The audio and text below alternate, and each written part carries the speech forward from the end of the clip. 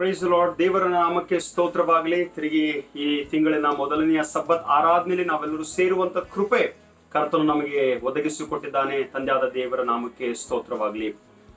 ವಾಕ್ಯವನ್ನು ಕೇಳೋದಕ್ಕಿಂತ ಮುಂಚೆ ನಮ್ಮ ತಲೆಗಳನ್ನು ಬಾಗಿಸಿಕೊಳ್ಳೋಣ. ನಾವು ಪ್ರಾರ್ಥನೆ ಮಾಡೋಣ. आइए अपने सरों को झुकाएंगे, हम प्रार्थना करेंगे। जीवित अनुग्रहकारी परमेश्वर प्रभु यीशु मसीह, हम धन्यवाद देना चाहते हैं फिर एक बार आज के दिन के लिए, इस सुंदर अवसर के लिए जो आपने हमें प्रदान किया है कि हम तेरे उपस्थिति में आए हैं प्रभु और तेरे वचनों को सुनने पाए। हम अपने आप को आपके हाथों में रखते हैं प्रभु। हम घटे और आप बड़े, आपका नाम ऊंचा उठा जाए प्रभु। परमेश्वर, इस बुरे महामारी के बीच में प्रभु आप अपने लोगों के प्रति विश्वास योग्य है पिता। हम में से बहुत लोगों को जीवितों की संख्या में अब तक आपने हमें रखा है, इसलिए हम आपको लाखों करोड़ों धन्यवाद देते हैं। अगर हम जिंदा हैं तो प्रभु ये तेरा देन है, तेरी कृपा है, तेरी दया दृष्टि है जो आपने हम पर रखी है प्रभु। ये जीवन हम आपको भेंट स्वरूप देना चाहते हैं। हमारे सांसें प्रभु आपका दिया हुआ देन है प्रभु।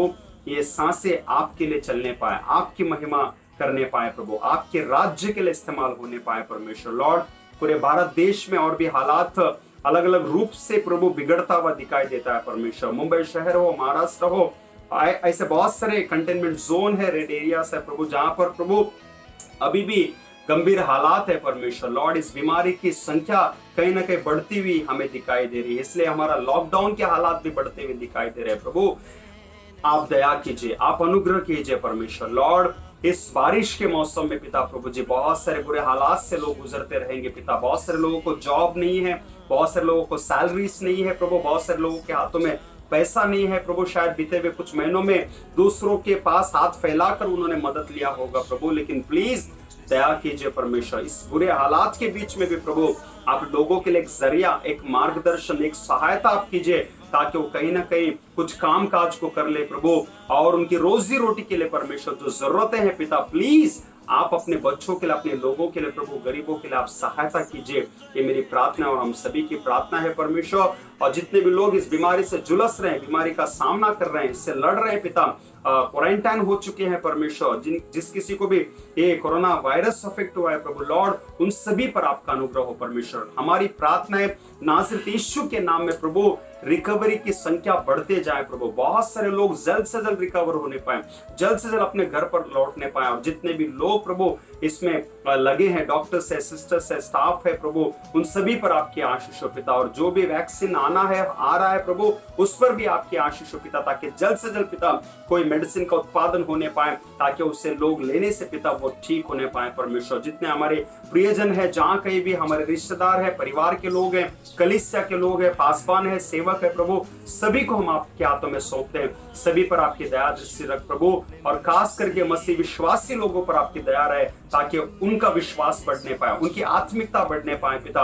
मसीह कलीसियों में, मसीह परिवार में पिता एक आत्मिक जागृति को, उन्नति को, बेदारी को प्रभु आप लेकर आने के लिए आपसे हम प्रार्थना करते हैं। तेरा ये दास अपने आप को नम्र और दीन और शून्य करता है, मैं घटूं, आप बड़े प्रभु, आपका नाम ऊंचा उठाया जाए। और इस सुबह की आराधना के द्वारा, इन गीतों के द्वारा आपने महिमा पाया, इन प्रार्थना को आपने स्वीकार किया, अब इस वचन के द्वारा आप हम सभी से बातें कीजिए, केवल आपकी महिमा के लिए। यीशु मसीह के मधुर मीठे नाम से इस दुआ को हम मांगते हैं, आमीन। ದೇವರಿಗೆ ಸ್ತೋತ್ರವಾಗಲಿ। ಈ ದಿವಸ ಆರಿಸಿಕೊಂಡಂತ ಭಾಗವು ಶ್ರೀ ಯೋಹಾನನು ಬರೆದ ಸುವಾರ್ತೆ 16ನೇ ಅಧ್ಯಾಯದ 29ರಿಂದ 33ನೇ वचन। यूहन्ना रचित सुसमाचार के 16वें अध्याय के 29वें पद से लेकर 33वें पद तक इस वचन को हमने पढ़ा है। एक छोटा सा दृश्य यहाँ पर हमें देखने को मिलता है। ಒಂದು ಚಿಕ್ಕ ಒಂದು ದೃಶ್ಯ ಏನು ಕಂಡು ಬರ್ತಾ ಇದೆ ಎಂಬುದಾಗಿ ಹೇಳುವಾಗ, ಯೇಸು ಸ್ವಾಮಿ 14ನೇ ಅಧ್ಯಾಯದಿಂದ ಅನೇಕ ಸಂಗತಿಗಳನ್ನು ಆತನು ತಿಳಿಸುವಂತವನಾಗಿದ್ದಾನೆ। ಕೇಳಿಸ್ಕೊಳ್ರಿ, ಒಂದು ಟೈಟಲ್ ಕೊಡಲಾಗಿದೆ 14ನೇ ಅಧ್ಯಾಯದ ಮೇಲೆ, ಯೇಸು ತಾನು ಶ್ರಮೆಯನ್ನು ಅನುಭವಿಸುವುದಕ್ಕಿಂತ ಮುಂಚೆ ಶಿಷ್ಯರಿಗೆ ಹೇಳಿದ ಕಡೆ ಮಾತುಗಳು। यीशु मसीह संघर्ष का अनुभव करने से पहले, यीशु मसीह तकलीफ का अनुभव करने से पहले, या फिर यीशु मसीह क्रूस को उठाने से पहले, या फिर यीशु मसीह उसकी जिंदगी की एक आखिरी घड़ी, एक आखिरी पल या फिर समय आने से पहले जो कुछ भी वो बातें थी, वो सब कुछ जो है, वो सब कुछ अनुभव करने से पहले कुछ ऐसी बातों को बताया, कुछ ऐसी सच्चाइयों को बताया, कुछ ऐसे बातों को सिखाया, जहां पर प्रभु यीशु मसीह कहता है कि तुम्हारा मन व्याकुल ना हो, ನಿಮ್ಮ ಹೃದಯವು ಕಳವಳಗೊಳ್ಳದಿರಲಿ ಎಂಬುದಾಗಿ ಹೇಳಿದ। ಆತನು ಹೇಳ್ತಾನೆ, ನನ್ನೇ ಮಾರ್ಗವು ಸತ್ಯವು ಜೀವೋ ಎಂಬುದಾಗಿ ಹೇಳುವಂತವನಾಗಿದ್ದಾನೆ. ಆತನು ಹೇಳುವಂತವನಾಗಿದ್ದಾನೆ, ನನ್ನ ಹೆಸರಿನಲ್ಲಿ ಏನು ಬೇಡಿಕೊಳ್ಳುವಿರೋ ಅದು ನಿಮಗೆ ದೊರಕುವುದು ಎಂಬುದಾಗಿ. मैं ही मार्ग सत्य और जीवन हूं, मेरे नाम से जो भी तुम मांगोगे मैं तुम्हारे लिए करूंगा, मैं तुम्हें कभी अनाथ नहीं छोड़ूंगा, मैं तुम्हारे साथ रहूंगा, मैं तुम्हारे लिए एक सहायक को दूंगा, सत्य की आत्मा पवित्र आत्मा तुम्हारे साथ रहेगी, मैं ही सच्ची दाखलता हूं, यदि तुम मुझ में, मेरी बातें तुम में बनी रहेंगे, जो तुम मांगो वो मैं तुम्हारे लिए करूंगा. और आगे 16वें अध्याय में जब हम आते हैं, after saying so many things, अनेक संगतिಗಳನ್ನು ಹೇಳಿದ ನಂತರ, now here comes the point where Jesus says that I will be left alone. ನಾನು ಒಬ್ಬಂಟಿಗನಾಗುವಂತ ಅಥವಾ ನಾನು ಒಂಟಿಗನಾಗುವಂತ ಕಾಲ ಬರುವಂತದಾಗಿದೆ. ಕೇಳಿಸ್ಕೊಂಡ್ರೆ ವಚನ ಓದ್ತಾ ಇದ್ದೀನಿ ನಾನು. 16ನೇ ಅಧ್ಯಾಯದ 32ನೇ ವಚನ, ನೋಡಿರಿ, ನಿಮ್ಮಲ್ಲಿ ಒಬ್ಬೊಬ್ಬನು ತನ್ನ ತನ್ನ ಸ್ಥಳಕ್ಕೆ ಚದರಿ ಹೋಗಿ ನನ್ನನ್ನು ಒಂಟಿಗನಾಗಿ ಬಿಡುವ ಕಾಲ ಬರುವುದು, ಈಗ ಬಂದಿದೆ, ಆದರೆ ನಾನು ಒಂಟಿಗನಲ್ಲ, ತಂದೆಯು ನನ್ನ ಸಂಗಡ ಇದ್ದಾನೆ. Hallelujah. Can you imagine Christ the Messiah, जो सर्वशक्तिमान परमेश्वर स्वयं मानव का रूप धारण करते हुए लोगों के बीच में आकर, धरती पर आकर लोगों के बीच में रहकर सेवकाई किया. अब स्वयं वो प्रभु यीशु मसीह कहता है कि मैं अकेला होने का या फिर अकेला पढ़ने का एक समय, एक घड़ी आ जाएगी जहां पर तुम सब लोग मुझे छोड़कर चले जाओगे, तुम सब लोग तितर बितर हो जाओगे, तुम सभी लोग मुझे त्याग दोगे, मैं अकेला पड़ जाऊंगा, मैं अकेला गिर जाऊंगा, बट स्टिल मैं अकेला नहीं हूं, मेरा पिता मेरे साथ में है. हालेलुया. ನನ್ನನ್ನು ಒಂಟಿಗನಾಗಿ ಬಿಡುವಂತ ಕಾಲ ಬರುತ್ತದೆ, ಆದರೂ ನಾನು ಒಂಟಿಗನಲ್ಲ, ತಂದೆಯು ನನ್ನ ಸಂಗಡ ಇದ್ದಾನೆ ಎಂಬುದಾಗಿ. The message this morning I would like to bring before you, आज की सुबह जो संदेश मैं आपके सामने लाना चाहूंगा, loneliness, ಒಂಟಿಗತನ, ಅಕೇಲಾ Padhna. What is this loneliness? ಒಂಟಿಗತನ ಎಂಬುದಾಗಿ ಹೇಳುವಂತಂದ್ರೆ ಏನು ಎಂಬುದಾಗಿ ಹೇಳುವಾಗ, ಅಕೇಲಾಪನ್, ಅಕೇಲಾ ಹೋ ಜಾನಾ, इसका मतलब क्या है? ಒಂಟಿಗತನ ಎಂಬುದಾಗಿ ಹೇಳುವಾಗ ಸಂಪೂರ್ಣವಾಗಿ ತಿರಸ್ಕರಿಸಲ್ಪಟ್ಟಂತ ಒಂದು ಸ್ಥಿತಿಗೆ ಬಂದು ಬಿಡುವಂತರಾಗಿದ್ದೇವೆ, ಸಂಪೂರ್ಣವಾಗಿ ಒಬ್ಬರೇ ಬಿದ್ದು ಬೀಳುವಂತ ಸ್ಥಿತಿಗೆ ಬರುವಂತವರಾಗಿದ್ದೇವೆ. ಯುನೋ, ಒಂಟಿಗತನ ಎಂಬುದಾಗಿ ಹೇಳುವಾಗ ಬಹಳ ಸಲ बहुत से बार ऐसे हमने देखा होगा, कुछ लोग जो हैं अच्छे खासे तंदुरुस्त रहते हैं, बट यूं ही अकेला भटकते रहते हैं, वो कुछ अपने ख्यालों में खोए रहते हैं. they don't know what is happening in and around of their life, but still they are in their own world. ಅವರು ತಮ್ಮ ಸ್ವಂತ ಜೀವಿತದಲ್ಲಿ ಜೀವಿಸ್ತಾ ಇರ್ತಾರೆ. ಒಂದು ಸ್ಟ್ಯಾಟಿಸ್ಟಿಕ್ಸ್ ಹೇಳುವಂತದ್ದಾಗಿದೆ, ಕೇಳಿಸ್ಕೊಡ್ರಿ. ಈ ದೇಶದಲ್ಲಿ ಅಥವಾ ನಮ್ಮ ಸಮಾಜದಲ್ಲಿ 50 से 60% ಜನರು, 50 से 60% लोग जो है अपने आप में अकेलापन महसूस करते हैं, अपने आप में वो बहुत ही लोनलीनेस फील करते हैं. ಅನೇಕ ಜನರ ಜೀವಿತದಲ್ಲಿ ಈ ಒಂಟಿಗತನ, ಒಬ್ಬಂಟಿಗರಾಗಿರುವಂತ ಒಂದು ಸ್ಥಿತಿಗೆ ಬಂದು ಬಿಟ್ಟಿರುವಂತ ಜನರನ್ನು ನಾವು ನೋಡುವಂತರಾಗಿದ್ದೇವೆ. They feel they don't have any help, any support, ಅವರಿಗೆ ಯಾವ ರೀತಿಯ ಸಹಾಯ ಇಲ್ಲ ಎಂಬುದಾಗಿ ಆಲೋಚನೆ ಮಾಡಿಕೊಳ್ಳುವಂತವರಾಗಿದ್ದಾರೆ. सुनिएगा ध्यान से, बहुत सारे लोग एक परिवार में रहते हैं, लेकिन उस परिवार में रहने के बावजूद भी उन्हें लगता है कि वो अकेले हैं. लोगों के बीच में वास करते हैं, दोस्तों के बीच में इर्द गिर्द में रहते हैं, समाज में घूमते हैं, बट मन में, हृदय में वे सोचते हैं कि वो अकेला है. ಎಲ್ಲಾರ ಮಧ್ಯದಲ್ಲಿ ವಾಸ ಮಾಡ್ತಾರೆ, ಎಲ್ಲಾರ ಜೊತೆಲಿ ತಿರುಗಾಡ್ತಾರೆ, ಅಲ್ಲಿ ನಿಂತ್ಕೊಂಡು ಅಥವಾ ಒಂದು ಗೆಳೆಯರ ಜೊತೆ ನಿಂತ್ಕೊಂಡು ಒಂದು ಕಪ್ ಟೀ ಕುಡಿಯುತ್ತಾರೆ. ಆದ್ರೆ ಅಂತೂ ಅವರ ಹೃದಯದಲ್ಲಿ ಅವರು ಒಂಟಿಯಾಗಿದ್ದಾರೆ, ಒಬ್ಬರೇ ಆಗಿಬಿಟ್ಟಿದ್ದಾರೆ. ಅವರ ಸಹಾಯಕರು ಯಾರಿಲ್ಲ, ಅವರನ್ನು ಕೇಳುವವರು ಯಾರಿಲ್ಲ, ಅವರನ್ನು ಅರ್ಥ ಮಾಡಿಕೊಳ್ಳುವವರು ಯಾರಿಲ್ಲ, ಅವರ ಸ್ಥಿತಿಯನ್ನು ತಿಳ್ಕೊಳ್ಳುವವರು ಯಾರಿಲ್ಲ ಎಂಬುದಾಗಿ ಆಲೋಚನೆ ಮಾಡಿಕೊಂಡು ನೊಂದಿಕೊಳ್ಳುವಂತವರಾಗಿದ್ದಾರೆ. बहुत से रूप में वो टूट चुके हैं.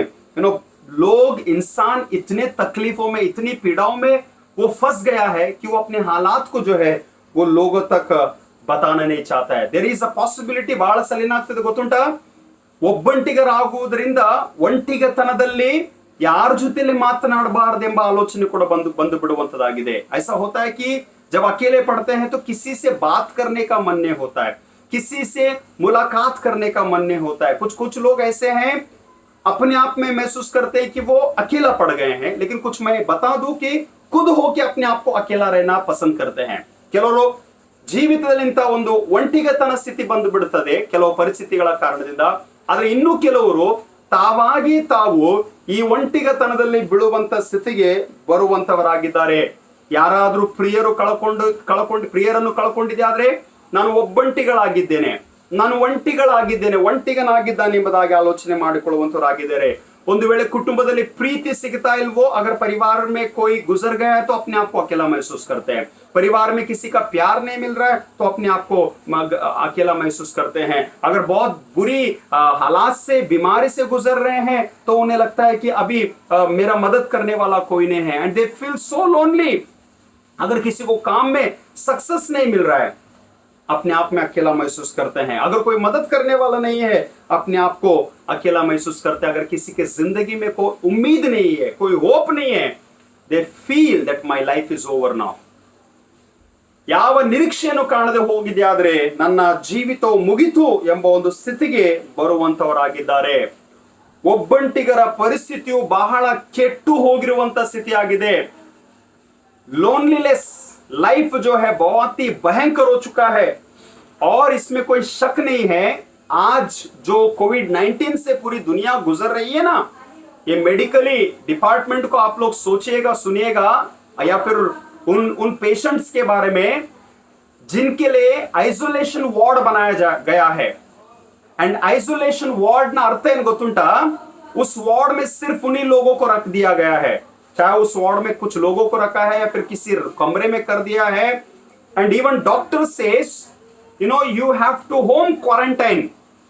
आपको अकेला रहना है, आपको अपने आप को कमरे के अंदर बंद करना है. इसे कहा जाता है कि आप किसी से मिल नहीं सकते हो, आप किसी से बातचीत नहीं कर सकते हो, आप किसी के संपर्क में नहीं आना है. ನೀವು ಯಾರಿಗೂ ಭೇಟಿ ಆಗೋದಿಲ್ಲ, ನೀವು ಯಾರ ಜೊತೆಲೆ ಮಾತಾಡೋದಿಲ್ಲ, ನೀವು ಯಾರ ಜೊತೆಲೆ ಸಮಯ ಕಳೆಯುವುದಿಲ್ಲ. ಕೆಲವು ದಿವಸಗಳವರೆಗೆ ನೀವು ಒಬ್ಬಂಟಿಗರಾಗಿ ಒಬ್ಬರೇ ಒಂದು ಕೋಣೆಯಲ್ಲಿ, ಒಂದು ಮೂಲೆಯಲ್ಲಿ, ಒಂದು ರೂಮ್ನಲ್ಲಿ ನೀವು ಐಸೋಲೇಟ್ ಆಗ್ಬೇಕು. एंड जस्ट अंडरस्टैंड, आज मैं बहुत ही बोझ के साथ में उन लोगों तक, उन बीमार लोगों तक, उन व्यक्तियों तक, उस परिवार तक मैं संदेश पहुंचाना चाहता हूं who feel themselves so lonely. ಬಹಳ ಜನ ಈ ದಿವಸಗಳಲ್ಲಿ ತಮ್ಮನ್ನು ತಾವು ಒಬ್ಬಂಟಿಗರೆಂಬುದಾಗಿ ಆಲೋಚನೆ ಮಾಡಿಕೊಳ್ತಿದ್ದಾರೆ. And some of the believers, some of the people of God have gone through, ಕೆಲವು ವಿಶ್ವಾಸಿಗಳು ಇದನ್ನು ಅನುಭವಿಸಿದ್ದಾರೆ. ಒಂದು ಪಾಸ್ಟರ್ ಆಗಿ ನಾನು ಕಣ್ಣಾರೆ ನೋಡಿದ್ದೇನೆ. ಒಂದು ವೇಳೆ ನಮ್ಮ ಸ್ವಂತ ಪ್ರಿಯರನ್ನು ನಾವು ಆಸ್ಪತ್ರೆಗೆ ಬಿಟ್ಟು ಬಂದಿದ್ದೆ ಆದ್ರೆ ದಟ್ಸ್ ಆಲ್, ಅವರಲ್ಲೇ ಇದ್ದಾರೆ, ಅವರನ್ನು ನೋಡೋಷ್ಟಿಲ್ಲ, ಅವರಿಗೆ ಭೇಟಿ ಆಗೋಷ್ಟಿಲ್ಲ, ಅವರಿಗೆ ಮುಖಾಮುಖಿಯಾಗಿ ಕಾಣುವಂತ ಸ್ಥಿತಿ ನಮಗೆ ಇಲ್ಲ ಎಂಬುದಾಗಿ ನಾನು ತಿಳಿಸಿಕೊಡುವಂತದ್ದಾಗಿದೆ. And when they go through such situation, सुनिएगा ध्यान से, मान लो अगर कोई व्यक्ति अकेले हो चुके हैं, it is very dangerous, it's very difficult, it's very horrible. ಇದು ಭಯಂಕರವಾಗಿರುವಂತ ಒಂದು ಸ್ಥಿತಿಗೆ ಬಂದು ಬಿಡುವಂತವರಾಗಿದ್ದಾರೆ. ಒಂದು ವ್ಯಕ್ತಿ ಈ ರೀತಿಯಲ್ಲಿ ಹೇಳಿದ, ಕೇಳಿಸ್ಕೊಳ್ರಿ. एक व्यक्ति ऐसे है जिसका नाम अलेक्जेंडर मैक्लेरन करके एक नाम का व्यक्ति था, और उसने एक कमेंट किया, क्योंकि वो कमेंट जो है यही यूहन्ना रचित सुसमाचार के 16वें अध्याय के आधारित पर है. ಆ ವ್ಯಕ್ತಿ ಒಂದು ಸ್ಟೇಟ್ಮೆಂಟ್ ಮಾಡಿದನ್ರಿ, ಈ ಲೋಕದಲ್ಲಿ ಎಲ್ಲಾರಕ್ಕಿಂತ ಹೆಚ್ಚಾಗಿ ಒಬ್ಬಂಟಿಗರಾಗಿ ಜೀವಿಸುವಂತ ಅನುಭವ ಯಾರಾದ್ರೂ ಹೊಂದಿದ್ದಾರೆ ಅಂದ್ರೆ ಯೇಸು ಸ್ವಾಮಿಯನ್ನು ಬಿಟ್ಟು ಇನ್ನು ಯಾರು ಇಲ್ಲ. सुनिएगा ध्यान से, I repeat in Hindi. Alexander मैक्लेरन का कहना था कि इस धरती पर कोई व्यक्ति अगर अपने आप को अकेला महसूस किया, या फिर कोई व्यक्ति अपने आप में अकेला पड़ गया, यीशु मसीह के अलावा वो कोई नहीं है करके उसने कहा. There is no one except Jesus who felt so lonely in his life on this earth. ಈ ಲೋಕದಲ್ಲಿ ಒಬ್ಬಂಟಿಗನು ಎಂಬ ಒಂದು ವಿಚಾರ, ಆಲೋಚನೆ ಬಂದಿರುವಂತದ್ದು, ಅಥವಾ ಒಬ್ಬಂಟಿಗನ ಸ್ಥಿತಿಯಲ್ಲಿ ಬಿದ್ದಿರುವಂತದ್ದು ಯೇಸು ಸ್ವಾಮಿಯನ್ನು ಬಿಟ್ಟು ಇನ್ನು ಯಾರು ಇಲ್ಲ ಎಂಬುದಾಗಿ ಆತನು ತಿಳಿಸುವಂತವನಾಗಿದ್ದಾನೆ. Can you understand why this reference, why ये वचन के आधार पर मैं कह रहा हूं? क्योंकि स्वयं यीशु मसीह जो है यूहन्ना 16 में अगर इस बात को कहता है, तो कुछ ही घड़ी के बाद में यूहन्ना 17 में जब जाते हैं, इस praying at the garden of Gethsemane, ಆ ಗೆತ್ಸೆಮನೆ ತೋಟದಲ್ಲಿ ಆತನು ಪ್ರಾರ್ಥನೆ ಮಾಡುವುದನ್ನು ನಾವು ಕಾಣುವಂತವರಾಗಿದ್ದೇವೆ. Just imagine about the ministry of Lord Jesus Christ. ಯೇಸು ಕ್ರಿಸ್ತನ ಸೇವೆಯನ್ನು ಅರ್ಥ ಮಾಡಿಕೊಳ್ಳ್ರಿ. ಜನರ ಮಧ್ಯದಲ್ಲಿ ಆತನು ಇರ್ತಾ ಇದ್ದ, ಜನರ ಮಧ್ಯದಲ್ಲಿ ಆತನು ಹೋಗ್ತಾ ಬರ್ತಾ ಇದ್ದ, ಸಾವಿರಾರು ಜನರಿಗೆ ಊಟ ಮಾಡಿಸಿದ। भीड़ में रहकर प्रभु यीशु मसीह ने प्रचार किया। बड़े से भीड़ को भी प्रभु यीशु मसीह ने भोजन खिलाया। और समूह में रहता था। When Jesus used to walk in the crowd, बड़ी सी भीड़ में प्रभु यीशु मसीह चला करते थे। बड़े से बड़े भीड़ में लोग धक्के धुक्का करते हुए आकर प्रभु यीशु मसीह को छूकर चले जाते थे। And all through the ministry, इडೀ ಸೇವೆಯಲ್ಲಿ ಯಾವಾಗಲೂ ಯೇಸು ಸ್ವಾಮಿ ಸುತ್ತಲೂ ಯಾರಾದ್ರೂ ಇರ್ತಿದ್ರಿ, ಯಾರಾದ್ರೂ ಬರ್ತಾ ಇದ್ರು, ಯಾರಾದ್ರೂ ಬೇಡ್ತಾ ಇದ್ರು, ಯಾರಾದ್ರೂ ಏನಾದ್ರೂ ಪಡ್ಕೊಂಡು ಹೋಗ್ತಾ ಇದ್ರು। ಆದ್ರೆ ಗೆತ್ಸೆಮನೆ ತೋಟದಲ್ಲಿ ಒಬ್ಬಂಟಿಗನಾಗಿದ್ದಾನೆ। ಗೆತ್ಸೆಮನೆ ತೋಟದಲ್ಲಿ ಕರ್ಕೊಂಡು ಹೋಗಿರುವಂತ ಶಿಷ್ಯರು ಕೂಡ ಹಿಂತಿರುಗಿ ಬಂದು ನೋಡ್ಬೇಕಂದ್ರೆ ಮಲ್ಕೊಳ್ತಾ ಇದ್ದಾರೆ। जिन चेलों को साथ में प्रभु यीशु मसीह लेकर गया, उन्हें एक बार अगर आकर देखना भी है तो we find that they are sleeping. Own disciples are not standing and sitting and interceding or praying with Lord Jesus Christ. यीशु मसीह के स्वयं के चेले उनके साथ में प्रार्थना नहीं कर रहे हैं, और वो अपने आप में इतना अकेला पड़ गया है। He is helpless. He is totally broken. He feels so much forsaken. ಆತನು ತನ್ನಲ್ಲಿ ಎಷ್ಟು ನೊಂದುಕೊಂಡಿದ್ದಾನೆ, ಎಷ್ಟು ದುಃಖದಲ್ಲಿ, ಎಷ್ಟು ನೋವಿನಲ್ಲಿದ್ದಾನೆ ಗೊತ್ತುಂಟಾ? ನಿನ್ನ ಚಿತ್ತವಿದ್ರೆ ಈ ಪಾತ್ರ ನನ್ನಿಂದ ತೊಲಗಿಸು, ಅಂತೂ ನನ್ನ ಚಿತ್ತವಲ್ಲ ನಿನ್ನ ಚಿತ್ತ ನೆರವೇರಲಿ ಎಂಬುದಾಗಿ। अगर तेरी मर्जी है तो इस कटोरे को, इस संघर्ष से, तकलीफ से, पीड़ा से भरी हुई इस कटोरे को मुझसे हटा ले। फिर भी मेरी मर्जी, मेरी इच्छा नहीं प्रभु, तेरी इच्छा पूरी हो, ನಿನ್ನ ಚಿತ್ತವು ಮಾತ್ರ ನೆರವೇರಲಿ ಎಂಬುದಾಗಿ ಯೇಸು ಸ್ವಾಮಿ ನುಡಿದನು ಎಂಬುದಾಗಿ। ಆದ್ರಿಂದ ನಾನು ಹೇಳಿದೆ, ಈ ಲೋಕದಲ್ಲಿ ಎಲ್ಲಾರಕ್ಕಿಂತ ಒಬ್ಬಂಟಿಕೆತನದ ಅನುಭವ ಯೇಸು ಸ್ವಾಮಿನ ಬಿಟ್ಟು ಇನ್ಯಾರು ಮಾಡ್ಲಿಲ್ರಿ। प्लीज अंडरस्टैंड, इस धरती पर यीशु मसीह के अलावा अकेलापन का महसूस किसी और ने नहीं किया। हाँ, हो सकता है हम बहुत से तकलीफ से गुजर रहे हैं, आंसुओं से गुजर रहे हैं, हम अपने आप को खो दिए हैं या फिर आइसोलेट हो चुके हैं, अकेला पड़ गए हैं। बट रिमेंबर जीसस, यीशुವನ್ನು ನೆನಪು ಮಾಡಿಕೊಳ್ಳ್ರಿ। अब वो यीशु मसीह स्वयं अब कहता है कि तुम सब लोग मुझे छोड़कर तितर बितर हो जाओगे और मुझे छोड़ने का एक टाइम आ जाएगा, मैं अकेला पड़ जाऊंगा, लेकिन फिर भी मैं अकेला नहीं हूं क्योंकि मेरा पिता मेरे साथ में है। Hallelujah. And I want to give this a strong message to all God's people. ಎಲ್ಲಾ ದೇವ ಜನರಿಗೆ ದಿವಸ ಬೆಳಿಗ್ಗೆ ನಾನು ತಿಳಿಸುವುದೇನಂತಂದ್ರೆ, ನೀವು ಒಬ್ಬಂಟಿಗರಲ್ಲ, ನಿಮ್ಮ ಜೊತೆಲಿ ದೇವರಿದ್ದಾನೆ। ನಿಮ್ಮ ಒಬ್ಬಂಟಿಗತನದಲ್ಲಿ ನಿಮಗೆ ಸಮಾಧಾನವನ್ನು ಕೊಡಲಿಕ್ಕೆ ಬರುವಂತ ಒಬ್ಬನೇ ಒಬ್ಬ ಕರ್ತನಾಗಿರುವಂತ ಯೇಸು ಕ್ರಿಸ್ತನು ಮಾತ್ರ ನಿಮಗೆ ಆ ಶಾಂತಿಯನ್ನು, ಸಮಾಧಾನವನ್ನು ಕೊಡುವಂತವನಾಗಿದ್ದಾನೆ। ಜನರು ಒಬ್ಬಂಟಿಗತನದಲ್ಲಿ ಬಿದ್ದ ನಂತರ ಬಲಹೀನರಾಗುವಂತವರಾಗಿದ್ದಾರೆ। ಕೇಳಿಸ್ಕೊಡ್ರಿ, लोग जब अकेलेपन में गिर जाते हैं तो कमजोर हो जाते हैं, अकेलेपन में टूट जाते हैं, अकेलेपन में अपने दर्द, अपनी पीड़ा, अपनी समस्याओं को किसी को बता नहीं सकते हैं, और लोग इतना ज्यादा अकेला हो जाते हैं कि वो गलत कदम उठाने लगते हैं। I don't want to name, but हमारी आंखें और कान खुले हैं जो समाज में हो रहा है कि इतना बड़ा नाम, शौहरत, इज्जत, सब कुछ सक्सेस पाने के बावजूद भी, बड़े से बड़ी संख्या में लोग उनको फॉलो करने के बावजूद भी, चाहे वो दुनिया के कौन से भी ऐशो आराम की भी जिंदगी को पाने के बावजूद भी, दे फील के वो अकेले हैं, और वो अकेले होने की वजह से वो मानसिक समस्या में गिर जाते हैं, वो दर्द में आ जाते हैं, वो पीड़ा में आ जाते हैं, और वो अकेलापन, वो टूटापन जो है, वो आंसुओं के, वो दुख के दिन जो है, या फिर वो साइकोलॉजिकल इफेक्ट जो है, वो मानसिक तनाव जो है, एक इंसान को ಸುಸೈಡ್ करने में मजबूर करता है। ಈ ಒಬ್ಬಂಟಿಗತನವು ಒಂದು ವ್ಯಕ್ತಿಯನ್ನು ಕೊಲ್ಲುವಂತ ಸ್ಥಿತಿಗೆ, ಒಬ್ಬ ವ್ಯಕ್ತಿಯು ಆತ್ಮಹತ್ಯೆ ಮಾಡಿಕೊಳ್ಳುವಂತ ಸ್ಥಿತಿಗೆ ಎಳಕೊಂಡು ಹೋಗುವಂತದಾಗಿದೆ।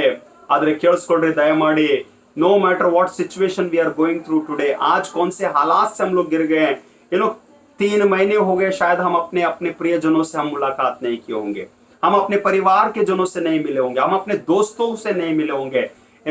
you must be going through, some of you, ಕೆಲವು ಜನರು ನೀವು ಕೆಲಸ ಇರಲಾರದೆ, ಸಂಬಳ ಇರಲಾರದೆ, ಹಣ ಇರಲಾರದೆ ಏನೋ ನೊಂದ್ಕೊಳ್ತಾ ಇದ್ರಿ, ಕಷ್ಟ ಪಡ್ತಾ ಇದ್ರಿ, but there is a promising word that you are not alone.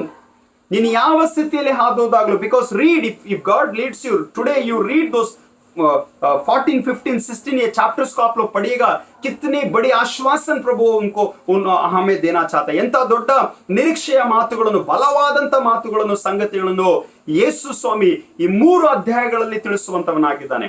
ತಾನು ಶ್ರಮೆಯನ್ನು ಅನುಭವಿಸುವುದಕ್ಕಿಂತ ಮುಂಚೆ शिष्यರಿಗೆ, विश्वासिಗಳಿಗೆ ಸಂಗತಿಗಳನ್ನು ಕೊಟ್ಟಿದ್ದಾನೆ. वो स्वयं संघर्ष अनुभव करने से पहले वो अपने चेलों को, विश्वासियों को इन बातों को दिया है.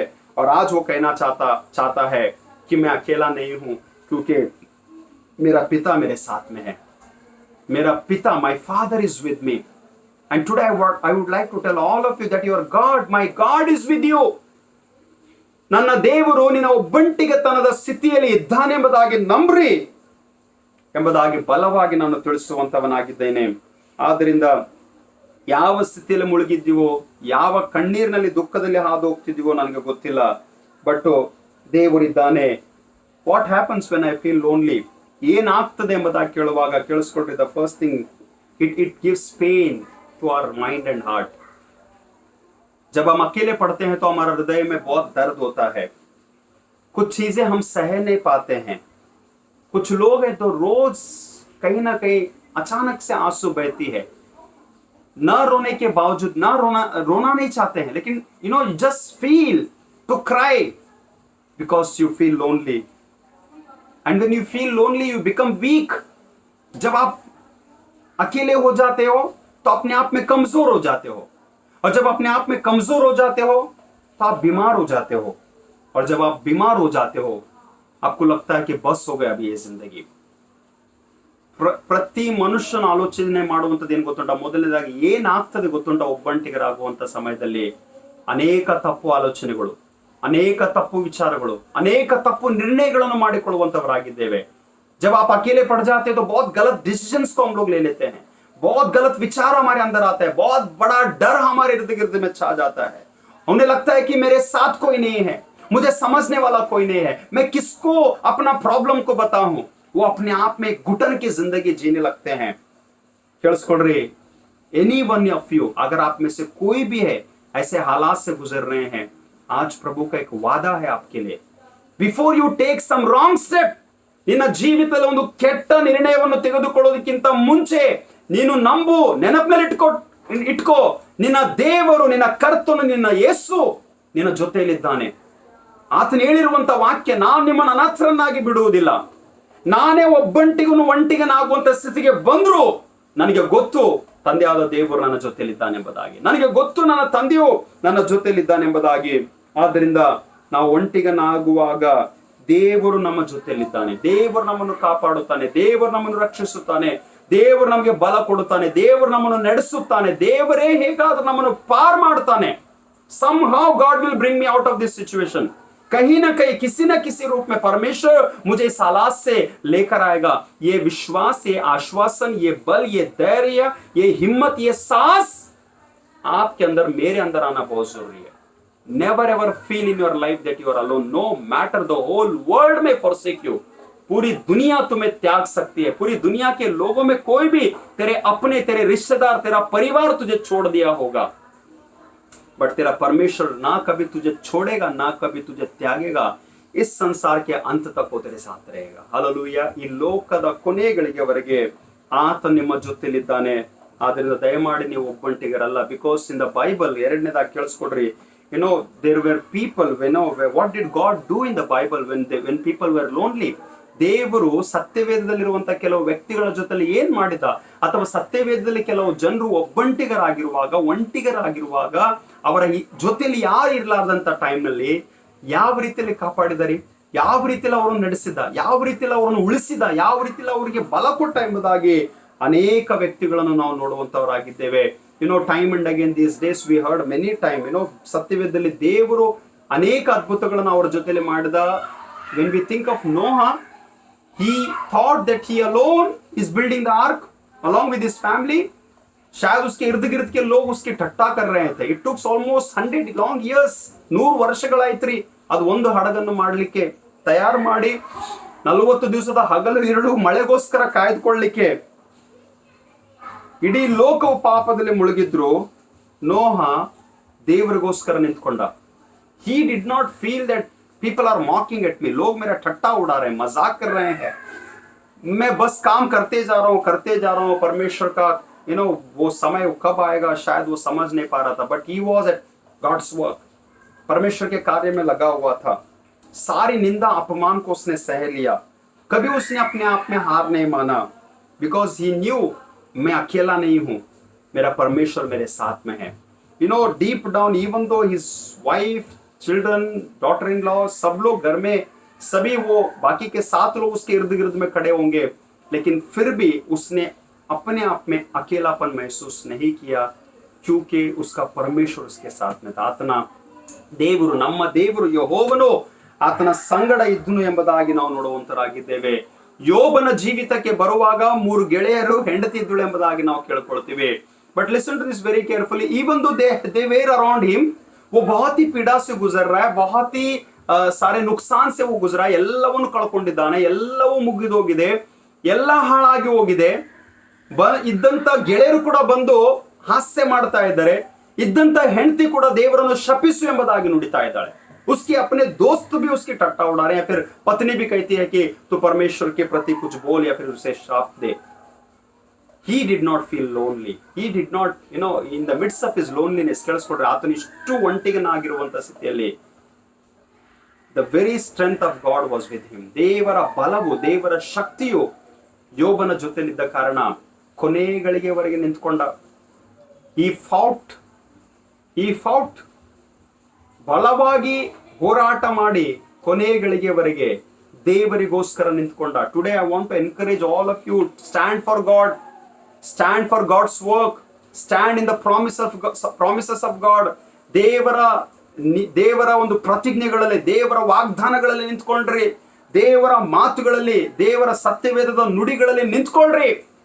No matter what situation you are going through, stand in the promises of God.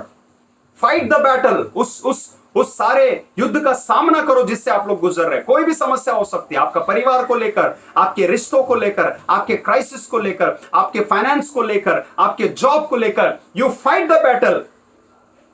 I tell you that there is a victory. एक विजय, एक स्ट्रेंथ जो है परमेश्वर में स्वयं देने के लिए तैयार है. यूसुफ के भाइयों ने उसे बेच दिया 20 रुपए में. ಯೋಸೇಫನ ಅಣ್ಣ ತಮ್ಮಂದಿರು ಮಾರ್ಬಿಟ್ರಿ. Can you imagine? The whole family forsaken him. ಇಡೀ ಕುಟುಂಬನೇ, ಇಡೀ ಅಣ್ಣ ತಮ್ಮಂದಿರ ತಿರಸ್ಕಾರ ಮಾಡಿದ್ರು. ಒಬ್ಬನೇ ಆದ, ಯಾರಿಲ್ಲ ಅವನಿಗೆ. He became alone. Even in the palace he is alone.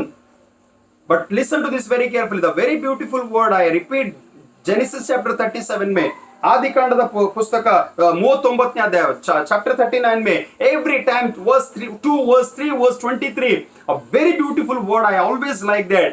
God was with Joseph. ಯೆಹೋವನು ಯೋಸೇಫನ ಸಂಗಡ ಇದ್ದನು, ಯೆಹೋವನು ಯೋಸೇಫನ ಸಂಗಡ ಇದ್ದನು. ಎಷ್ಟು ಶೋಧನೆಗಳು ಬಂದವು, ಎಷ್ಟು ಕಣ್ಣೀರಿಟ್ಟ, ಯಾವ ಕಾರಣವಿಲ್ಲದೆ ಆತನನ್ನು ಸೆರೆಮನೆಯಲ್ಲಿ ಹಾಕಲಾಯಿತು.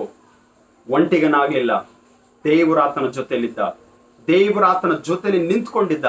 ಅದಕ್ಕಾಗಿ ಯೋಸೇಫನು ದೇವರಿಗಾಗಿ ನಿಂತ್ಕೊಂಡ, ದೇವರಿಗಾಗಿ ಸಾಕ್ಷಿಯಾದ, ದೇವರ ಮಹಿಮೆಗೋಸ್ಕರ ಆತನು ಉನ್ನತ ಸ್ಥಾನಕ್ಕೆ ಬಂದನು ಎಂಬುದಾಗಿ ನಾವು ನೋಡುವಂತರಾಗಿದ್ದೇವೆ. When Moses was in the wilderness, वो 40 साल तक जो है, या फिर वो 40 साल जो है अपने आप को वहां पर पूरे जंगल में भेड़ों की रखवाली कर रहा था. What was that life? A life of insecurity, a life of failure, a life of very uneasiness. ಒಂದು ರೀತಿಯ ಅಸಮಾಧಾನ, ಅಶಾಂತಿ, ಸೋತೋಗಿದ್ದಿನ, ಕಳ್ಕೊಂಡ್ಬಿಟ್ಟೆ, ಯಾವ ನಿರೀಕ್ಷೆ ಇಲ್ಲ, ಯವನ ಕಾಲದಲ್ಲಿ ಎಷ್ಟು ಬಲವಾಗಿದ್ದೆ ನಾನು. What was that 40 years of life in the wilderness? It was a lonely life, but still in the midst of loneliness God will reveal his glory. Hallelujah. ನಿನ್ನ ಒಬ್ಬಂಟಿಗತನದಲ್ಲಿ, ನಿನ್ನ ಒಂಟಿಗೆಯ ಜೀವಿತದಲ್ಲಿ ದೇವರು ತನ್ನನ್ನು ತಾನು ನಿನಗೆ ಪ್ರತ್ಯಕ್ಷಪಡಿಸುವಂತವನಾಗಿದ್ದಾನೆ. I would say in other words, in English में बहुत अच्छे से आ रहा है, God will definitely visit you in your loneliness. ನಿನ್ನ ಒಂಟಿಗತನದಲ್ಲಿ ದೇವರು ನಿನ್ನನ್ನು ಸಂಧಿಸುವಂತವನಾಗಿದ್ದಾನೆ. ನಿನ್ನ ಒಂಟಿಗತನದಲ್ಲಿ ದೇವರು ನಿನ್ನ ಮಧ್ಯದಲ್ಲಿ ನಿಂತಿದ್ದಾನೆ ಎಂಬುದಾಗಿ ನಿನಗೆ ಅನುಭವ ಉಂಟು. ನಿನ್ನ ಒಂಟಿಗತನದಲ್ಲಿ ದೇವರು ನಿನ್ನ ಜೊತೆಯಲ್ಲಿದ್ದಾನೆ ಎಂಬುದಾಗಿ ನಿನಗೆ ಅನುಭವವಾಗಲಿಕ್ಕೆ ಉಂಟು. God visited him when he was alone. परमेश्वर ने उसे मुलाकात किया मूसा को जब वो अकेला था। और ये हो सकता है आप कोई भी हो, एक पति है, एक पत्नी है, एक माँ है, एक पिता है, एक जवान हो, एक बच्चे हैं जो लाइफ में इस लोनलीनेस से गुजर रहे हैं। He is with you, and when he is with you he is going to grant his peace and joy, everything from above. ಆತ ನಿನ್ನ ಜೊತೆಲಿರುವಾಗ ಎಲ್ಲ ಶಾಂತಿ ಸಮಾಧಾನ ಬಲ. ಅನೇಕ ಜನರಿದ್ದಾರೆ, ದಾನಿಯೇಲನು, ಎಲಿಯನು, ಏನೋ ಯೆರೆಮೀಯನು, ಅನೇಕ ವ್ಯಕ್ತಿಗಳನ್ನು ನೋಡ್ಕೊಳ್ರಿ. they were all one or the other way, they have gone through that loneliness. उस अकेलेपन के हालात से वो लोग गुजरे जहां पर उनके इर्द गिर्द में कोई नहीं था, यहोवा परमेश्वर. And now I would say, when you are lonely, you seek the presence of God. What should I do when I am lonely? ನಾನು ಏನ್ ಮಾಡಬೇಕು ಒಂಟಿಗನಾಗಿರುವಾಗ? ಒಂದೇ ಒಂದನ್ನು ಮಾಡ್ರಿ, ದೇವರ ಪ್ರಸನ್ನತೆಯನ್ನು, ದೇವರ ಉಪಸ್ಥಿತಿಯನ್ನು ಅನುಭವಿಸ್ರಿ. Experience the presence of God. Experience the very presence of God is around you. ದೇವರು ಸ್ವತಃ ನಿಂತಿದ್ದಾನೆ, ದೇವರು ನಮ್ಮ ಜೊತೆಲಿ ಕೂತಿದ್ದಾನೆ ಎಂಬುದಾಗಿ ಅನುಭವ ಮಾಡ್ರಿ. And when you do that, when you look unto that, God will definitely visit you. ದೇವರು ನಿನ್ನನ್ನು ಸಂಧಿಸುವಂತವನಾಗಿದ್ದಾನೆ. ಆದ್ದರಿಂದ ಎಷ್ಟು ಸಲ ಈ ದಿವಸಗಳಲ್ಲಿ ಪದೇ ಪದೇ I don't get any different type of sermons apart from the situation that we are going through. ಈ ಪರಿಸ್ಥಿತಿಗಿಂತ ಹೊರಗಡೆ ಇನ್ನೇನ್ ಜನರಿಗೆ ತಿಳಿಸ್ಬೇಕು, ಇನ್ನೇನ್ ಜನರಿಗೆ ಉಪದೇಶ ಕೊಡಬೇಕೆಂಬುದಾಗಿ ಆಲೋಚನೆ ಮಾಡ್ತಾ ಇದ್ದೀನಿ. ಎಷ್ಟು ಜನ ಸುಮ್ಮನೆ ಕೇರ್ಲೆಸ್ ಆಗಿ ಎಂಜಾಯ್ ಮಾಡ್ತಾ ಇದ್ರು ಗೊತ್ತಿಲ್ಲ, but I am sure this message, आज का संदेश जो है बहुत सारे हृदय को छुएगा, आपको हिम्मत देगा, शांति देगा. जो माएँ हैं, जो विधवाएं हैं, जो बच्चे हैं जिन्होंने अपने बड़ों को खोया है, पिता माँ को खोया है, मैं बोझ के साथ में आपको एक संदेश, प्यार भरा, एक उम्मीद से भरा हुआ संदेश देना चाहूंगा. इस अकेलेपन में आप इस बात को जान लो, तुम्हारा परमेश्वर तुम्हारे साथ में है. वो ना तुम्हें छोड़ेगा ना त्यागेगा. उसकी उपस्थिति तुम्हारे साथ में रहेगी, उसकी करुणा, उसकी दया सदा तुम्हारे ऊपर रहेगी, उसका प्रेम का मुकुट जो है सदा तुम्हारे ऊपर बना रहेगा. ಆದ್ದರಿಂದ ಏನ್ ಮಾಡ್ಬೇಕೆಂಬುದಾಗಿ ಹೇಳುವಾಗ, ನಾವು ಒಬ್ಬಂಟಿಗರಾಗಿರುವಾಗ ದೇವರು ನನ್ನ ಜೊತೆಲಿದ್ದಾನೆ, ನಾನು ದೇವರನ್ನು ನೋಡ್ಬೇಕು, ನಾನು ದೇವರ ಪ್ರಸನ್ನತೆಯನ್ನು ಕಾಣಬೇಕು, ನಾನು ದೇವರನ್ನು ಹುಡುಕಬೇಕೆಂಬುದಾಗಿ ನೀವು ಬಯಸುವಾಗ, ದೇವರ ದರ್ಶನವನ್ನು ಬಯಸುವಾಗ, ಆತನು ನಿಮ್ಮನ್ನು ಸಂಧಿಸುವಂತವನಾಗಿದ್ದಾನೆ. he will visit, he has to visit, he has to meet you. if the world does not stand with you, अगर ये दुनिया तेरे साथ खड़ी नहीं रह सकती है, तो केवल तेरा परमेश्वर, मेरा परमेश्वर तेरे साथ खड़ा रहेगा.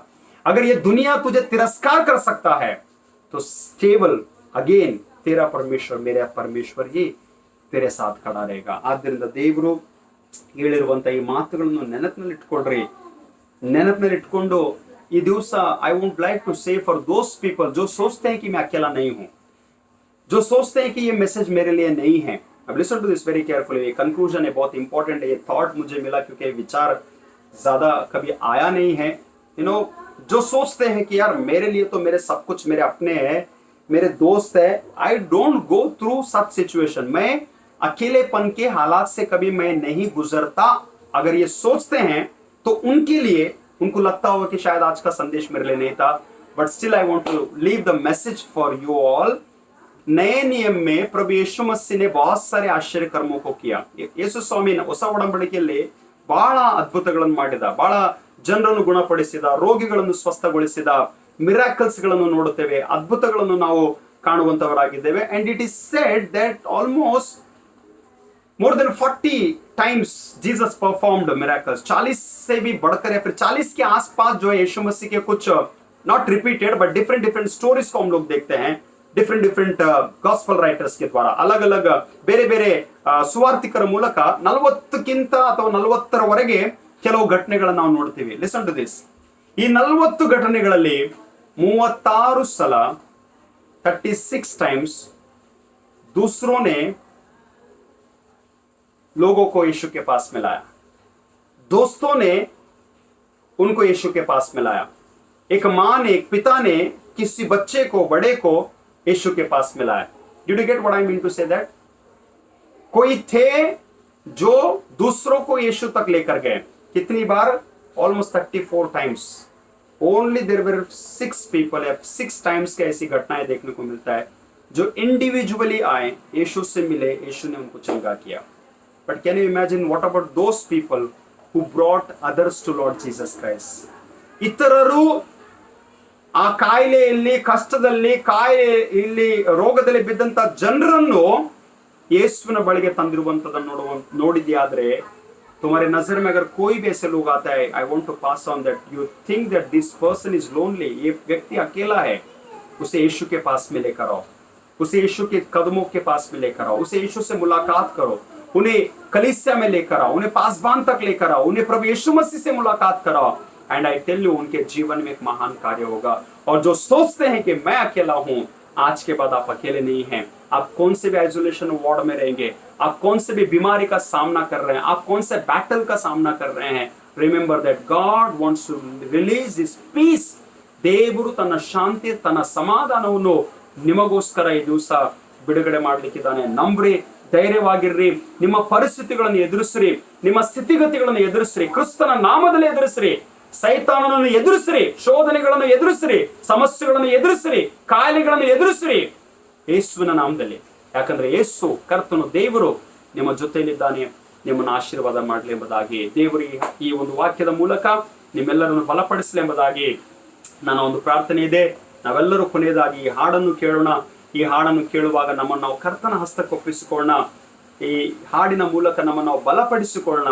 इस गीत को सुनेंगे, इस गीत के द्वारा हम अपने आप को परमेश्वर के हाथ में सौंपेंगे, प्रभु को धन्यवाद देंगे, प्रभु में हम आशीष प्राप्त करेंगे, ಕರ್ತನಲ್ಲಿ ಆಶೀರ್ವಾದ ಹೊಂದೋಣ। And those who feel like doing every Sunday you are doing, आप हर संडे के दिन में लगातार प्रभु के लिए भेंट आप अर्पण कर रहे हैं, ದಯಮಾಡಿ ನಿಮ್ಮ ಕಾಣಿಕೆಗಳನ್ನು ಡಬ್ಬಿಗಳಲ್ಲಿ, ಕವರ್ಸ್ಗಳಲ್ಲಿ ಹಾಕ್ರಿ। I would like to tell to my church, my congregation, आप में से कुछ लोग हैं जो प्रभु तक भेंट पहुंचाना चाहते हैं, so please feel free। ನೀವು ದಯಮಾಡಿ ನಿಮ್ಮ ದೇಣಿಗೆಗಳನ್ನು, ನಿಮ್ಮ ತಿಂಗಳಿನ ಕಾಣಿಕೆಗಳನ್ನಾಗಲಿ, ನಿಮ್ಮ ಒಂದು ಸಭಾ ಕಾಣಿಕೆಗಳನ್ನು ನೀವು ಸಭೆಗೆ ಮುಟ್ಸ್ರಿ। ಯಾವ ಸ್ಥಿತಿಯಲ್ಲಿ ಸಭೆ ದೇವರ ಆಲಯ ಓಪನ್ ಆಗ್ತದೋ, ಯಾವಾಗ ಬರ್ತದೋ ನನಗೆ ಗೊತ್ತಿಲ್ಲ, but still this is a time that you must send your offering to the Lord। आप अपने ऑफरिंग को कलीसिया तक पहुंचाना बहुत जरूरी। आप कहीं पर भी क्यों ना रहे, ಎಲ್ಲಿಯಾದರೂ ನೀವು ಇರಬಹುದು, ನಿಮ್ಮ ಕಾಣಿಕೆಗಳನ್ನು ದೇವರ ಆಲಯಕ್ಕೆ ಮುಟ್ಸ್ರಿ।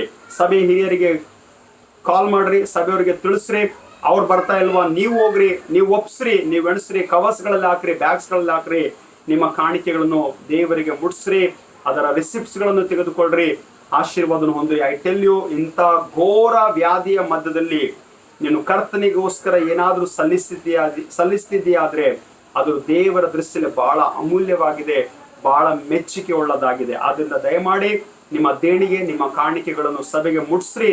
ದೇವರು 3 ತಿಂಗಳಿಂದ ನಿಮ್ಮನ್ನು ಕಾಪಾಡ್ತಾ ಇದ್ದಾನೆ। ಯಾರು ಉಪವಾಸವಾಗಿಲ್ಲ, ಊಟ ಕೊಡ್ತಾ ಇದ್ದಾನೆ, ಆಹಾರವನ್ನು ಕೊಟ್ಟಿದ್ದಾನೆ, ಆದ್ರೆ ಅದೆಲ್ಲದರ ಮಧ್ಯದಲ್ಲಿ ದೇವರು ನಿಮ್ಗೆ ಒಂದು ಶಕ್ತಿ ಕೊಟ್ಟಿದ್ದಾನ।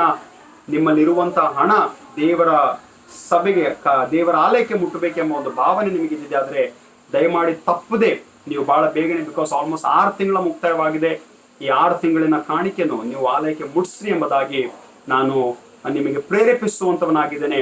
ನಿಮಗೆ ದೇವರ ನಾಮದಲ್ಲಿ, ಕ್ರಿಸ್ತನ ನಾಮದಲ್ಲಿ ಪ್ರೋತ್ಸಾಹಿಸುವಂತವನಾಗಿದ್ದೇನೆ, only because of God's glory. ಎಲ್ಲ ದೇವರ ಮಹಿಮೆಗೋಸ್ಕರ ಈ ಹಾಡನ್ನು ಕೇಳೋಣ, ಆಶೀರ್ವಾದ ಹೊಂದೋಣ।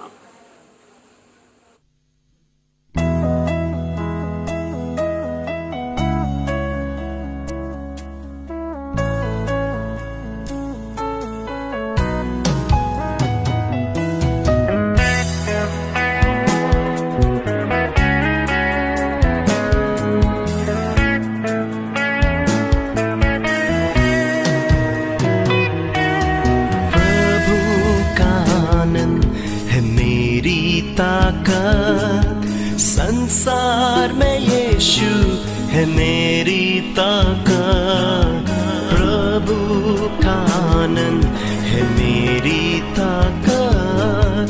संसार में यीशु है मेरी ताकत, वो मेरा आनंद हर एक दिन में, वो मेरा सहारा है,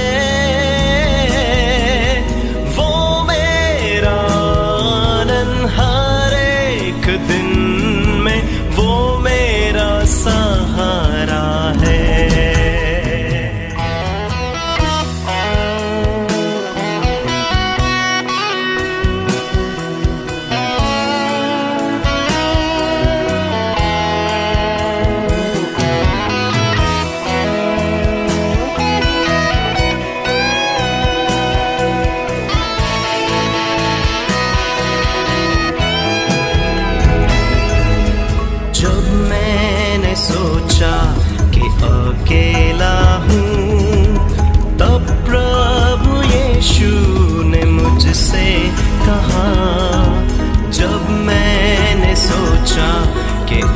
अकेला हूँ, तब प्रभु यीशु ने मुझसे कहा, संसार के अंत तक साथ रहने वाला मैं तेरे साथ हूँ।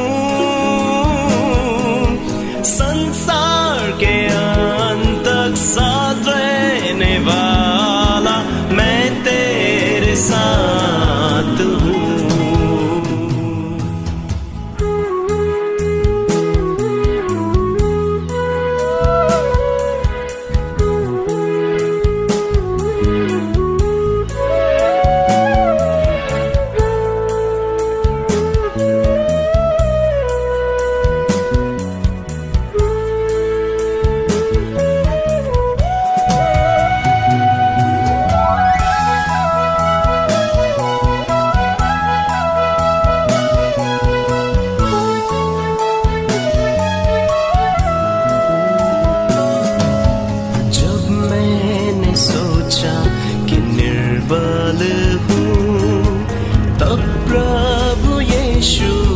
मुझसे कहा, जब मैंने सोचा कि निर्बल हूँ, तब प्रभु यीशु ने मुझसे कहा, शक्ति देने वाला, सामर्थ देने वाला मैं तेरे साथ हूँ। शक्ति देने वाला, सामर्थ देने वाला मैं तेरे साथ हूँ। Hallelujah, hallelujah, hallelujah, hallelujah, hallelujah,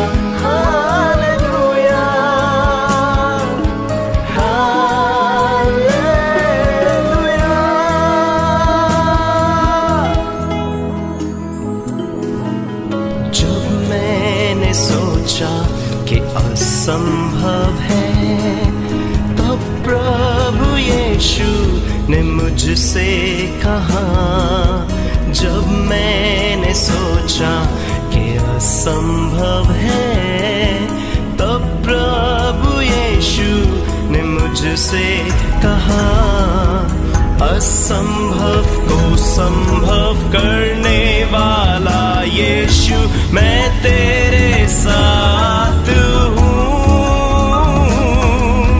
असंभव को संभव करने वाला यीशु मैं तेरे साथ हूँ। प्रभु का आनंद है मेरी ताकत, संसार में यीशु है मेरी ताकत, वो मेरा आनंद हर एक दिन में, वो मेरा सहारा है, वो मेरा आनंद हर एक दिन में, वो मेरा सहारा है। ಐ ಆಮ್ ಶ್ಯೂರ್ ಈ ಹಾಡಿನ ಮೂಲಕ ನೀವೆಲ್ಲರ ಆಶೀರ್ವಾದ ಹೊಂದಿರಿ। ನಾವೆಲ್ಲರೂ ತಲೆಗಳನ್ನು ಬಾಗಿಸಿಕೊಳ್ಳೋಣ, ನಾವು ಪ್ರಾರ್ಥನೆ ಮಾಡೋಣ। आइए हम सभी लोग इस भेंट को प्रभु को सौंपेंगे, आंखें बंद करेंगे, हम प्रार्थना करेंगे। ನಮ್ಮನ್ನು ಅತಿ ವಿಶೇಷವಾಗಿ ಪ್ರೀತಿ ಮಾಡಿಕೊಂಡು ಬಂದಂತ ಪರಮ ಪ್ರೀತಿಯುಳ್ಳ ತಂದೆಯಾದ ದೇವರೇ, ನಿನ್ನ ನಾಮಕ್ಕೆ ಸ್ತೋತ್ರವಾಗಲಿ। ಮುಂಜಾನೆ ವೇಳೆ ನಾವು ನಿನ್ನ ಸನ್ನಿಧಿಯಲ್ಲಿ ಬಂದು ಈ ದಿವಸದ ಆರಾಧನೆಗಾಗಿ ನಿನಗೆ ಕೋಟಿ ಕೋಟಿ ಸ್ತೋತ್ರಗಳನ್ನು ಸಲ್ಲಿಸುವಂತವರಾಗಿದ್ದೇವೆ ಸ್ವಾಮಿ। ಎಷ್ಟು ಮಾತ್ರಕ್ಕೂ ನಾವು ಒಂಟಿಗರಲ್ಲ ಸ್ವಾಮಿ, ಎಷ್ಟು ಮಾತ್ರಕ್ಕೂ ನಾವು ಒಬ್ಬಂಟಿಗೆತನದ ಸ್ಥಿತಿಯಲ್ಲಿ ಬಿದ್ದಿಲ್ಲ ಕರ್ತನೆ। ಯಾಕಂದ್ರೆ ನಮ್ಮ ದೇವರು, ನಮ್ಮ ಕರ್ತನು, ನಮ್ಮ ಯೇಸು, ನಮ್ಮ ಪ್ರಭು ನಮ್ಮ ಜೊತೆಯಲ್ಲಿದ್ದಾನೆ। ಯಾಕಂದ್ರೆ ಯುಗದ ಸಮಾಪ್ತಿಯವರೆಗೆ ನಾನು ನಿಮ್ಮ ಸಂಗಡ ಇದ್ದೇನೆ, ಎಂದಿಗೂ ನಿಮ್ಮನ್ನು ಬಿಡುವುದಿಲ್ಲ, ತೊರೆಯುವುದಿಲ್ಲ ಎಂಬ ನಿನ್ನ ವಾಗ್ದಾನಗಳು ಶ್ರೇಷ್ಠವಾಗಿವೆ ಕರ್ತನೆ। ನಿಮಗೆ ಕೋಟಿ ಕೋಟಿ ಸ್ತೋತ್ರಗಳಾಗಲಿ ಸ್ವಾಮಿ। ಈ ಬೆಳಗಿನ ಸಂದೇಶದ ಮೂಲಕ ಅನೇಕರನ್ನು ಆಶೀರ್ವಾದ ಮಾಡು। ಯಥಾರ್ಥವಾದ ಮನಸ್ಸಿನಿಂದ ಕಾಣಿಕೆಯನ್ನು ತಂದಿದ್ದೇವೆ ಸ್ವಾಮಿ, ಈ ಕಾಣಿಕೆಯನ್ನು ಸ್ವೀಕಾರ ಮಾಡು ಸ್ವಾಮಿ, ಕಾಣಿಕೆಯನ್ನು ಆಶೀರ್ವಾದ ಮಾಡು। ಕಳೆದ 3 ತಿಂಗಳಿನಿಂದ ಜಾಸ್ತಿ ಕಾಣಿಕೆ ನಮ್ಮ ಮನೆಯಲ್ಲಿ ಉಂಟು ಸ್ವಾಮಿ. ಹೆಚ್ಚು ಕಾಲ ನಮ್ಮ ಮನೆಯಲ್ಲಿ ಇಟ್ಕೊಳ್ಬಾರದು ಸ್ವಾಮಿ. ನಿನ್ನ ಆಲಯಕ್ಕೆ ಕಳಿಸ್ಬೇಕು, ಸಭೆ ಹಿರಿಯರಿಗೆ ಮುಟ್ಟಿಸ್ಬೇಕು, ನಿನ್ನ ದೇಣಿಗೆ ಪೆಟ್ಟಿಗೆಯಲ್ಲಿ ನಾವು ಇದನ್ನ ಹಾಕ್ಬೇಕು ಸ್ವಾಮಿ. ಆದ್ರಿಂದ ಈ ಸ್ವರವನ್ನು ಕೇಳುವಂತ ಅನೇಕರಿಗೆ ಪ್ರೇರೇಪಣೆ ಕೊಡು ಸ್ವಾಮಿ. ನಿನಗೆ ಸಂಬಂಧಪಟ್ಟದ್ದು ನಾವು ನಿನ್ನವರೆಗೆ ಮುಟ್ಟಿಸುವಂತ ಒಂದು ಮನಸ್ಸು ನಮ್ಮಲ್ಲಿ ಉಂಟು ಮಾಡುವುದಾಗಿ ನಿನ್ನಲ್ಲಿ ಬೇಡುವಂತವರಾಗಿದ್ದೇವೆ. ತಂದೆ ದೇವರೇ, ಈ ಕಾಣಿಕೆ ಮೂಲಕ ಎಲ್ಲಾ ಕುಟುಂಬಗಳಿಗೆ, ಎಲ್ಲಾ ಮನೆಯಲ್ಲಿ ಸ್ವಾಮಿ, ಎಲ್ಲಾರ ಜೀವಿತದಲ್ಲಿ ಪರಲೋಕದ ಸ್ವರಗಳು ಸ್ಥಳ ಹಿಡಿಯಲಾಗದಷ್ಟು ಆಶೀರ್ವಾದಗಳು ಸ್ವಾಮಿ ನೀನು ಇವರ ಜೀವಿತಕ್ಕೆ ಮಾಡಿಕೊಡು ಎಂಬುದಾಗಿ ನಿನ್ನಲ್ಲಿ ಬೇಡುವಂತವರಾಗಿದ್ದೇವೆ. ಘನ ಮಾನ ಮಹಿಮೆ ನಿನಗಾಗಲಿ ಸ್ವಾಮಿ.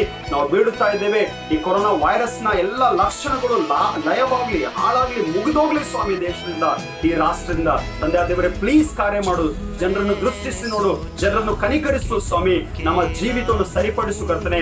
ಬಹಳ ಬೇಗನೆ ನಾವು ನಿನ್ನ ಸನ್ನಿಧಿಗೆ, ನಿನ್ನ ಆಲಯಕ್ಕೆ ಬಂದು ನಿನ್ನನ್ನು ಆರಾಧಿಸುವಂತ ಕೃಪೆ ನಮಗೆ ದಯಪಾಲಿಸು. ಇಡೀ ಜುಲೈ ತಿಂಗಳನ್ನು ನಾವು ನಿನ್ನ ಹಸ್ತಕ್ಕೆ ಒಪ್ಪಿಸಿಕೊಡುತ್ತೇವೆ. ನೀನೇ ಈ ದಿನಮಾನಗಳಿಗೆ ಕರ್ತನು ದೇವರು ಯೆಹೋವನಾಗಿದ್ದು ನಡೆಸಬೇಕೆಂಬುದಾಗಿ ಯೇಸು ಕ್ರಿಸ್ತನ ದಿವ್ಯ ನಾಮದಲ್ಲಿ ಪ್ರಾರ್ಥನೆಗಳನ್ನು ಬೇಡಿಕೊಂಡಿದ್ದೇವೆ. ಆಮೆನ್. ನಾವೆಲ್ಲರೂ ಈ ಒಂದು ಹಾಡನ್ನು ಹಾಡಿ ನಾವು ಒಂದು ಕರ್ತನ ಆಶೀರ್ವಾದ ಹೊಂದೋಣ. ಈ ದಿವ್ಯವಾದ ಪ್ರೀತಿಗೆ ನಾ ಬದಲೇನು ಕೊಡುವೆ, ಸಂಪತ್ತು ಪ್ರಾಣ ಯಾವತ್ತು ಕೋಟಾಗ್ಯೂ ಏನು ಸಾಲದು. ಆಮೆನ್.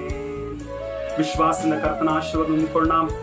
ನಮ್ಮ ಕರ್ತನಾದ ಯೇಸು ಕ್ರಿಸ್ತನ ಕೃಪೆಯು, ತಂದೆಯಾದ ದೇವರ ಪ್ರೀತಿಯು, ಪರಿಶುದ್ಧಾತ್ಮನ ಅನ್ಯೋನ್ಯತೆ, ಸಹವಾಸವು, ಐಕ್ಯತೆಯು, ಪರಲೋಕದ ಶಾಂತಿಯು, ಸಮಾಧಾನವು, ಕ್ರಿಸ್ತನ ಪ್ರಸನ್ನತೆಯು ನಿಮ್ಮಲ್ಲಿ, ನಿಮ್ಮ ಜೀವಿತದಲ್ಲಿ, ನಿಮ್ಮ ಕುಟುಂಬದಲ್ಲಿ, ಎಲ್ಲಾ ಕ್ರೈಸ್ತ ವಿಶ್ವಾಸಿಗಳೊಂದಿಗೆ ಇಂದಿಗೂ ಎಂದೆಂದಿಗೂ ಸದಾ ಕಾಲವು ನೆಲೆಗೊಂಡಿರಲಿ.